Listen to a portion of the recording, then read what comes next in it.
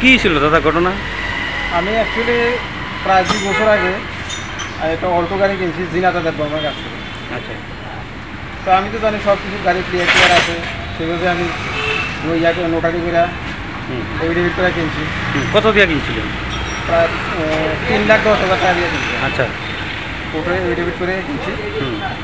কিন্তু এই কিছুদিন আগে, মাসখানেক আগে, আমার কিছু পুরা কোম্পানি যেগুলো ফাইন্যান্স আছে আমার কাছ থেকে জোর করে গাড়িটা নিয়ে গেছে। তারা বলছে এটার মধ্যে ফাইন্যান্সের টাকা বাকি আছে।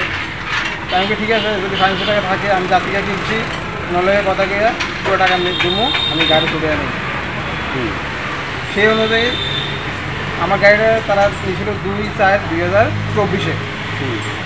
তো আজকে আমি টাকা টুকা লইয়া অরিজিনাল মালিক সহ গেছি।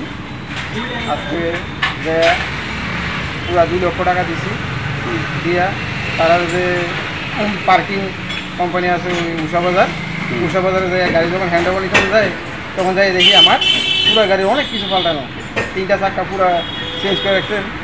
আমার নতুন চাক্কা আসলে ওইগুলি পাল্টে পুরো চাক্কা লাগা দিচ্ছে, তার মার বাড়ানো একদম আবার আর ব্যাটারি পাল্টানো, লুকিং গ্লাস, আমার লুকিং গ্লাস পুরো সেট, 2টা লুকিং গ্লাস পাল্টানো। এরপরে আমাদের ডিজাইনের সিটের যে ফ্রেম লাগানো আছে লাঠি চারিদিকে, এই ফ্রেমটিও তারা খুলে রয়ে গেছে। তারপর জিজ্ঞেস করছেন নি বিষয়টা? হ্যাঁ, তারা জিজ্ঞাসা করছি আমি, আমরা গাড়ি এমন আনছেন আর এখন কেন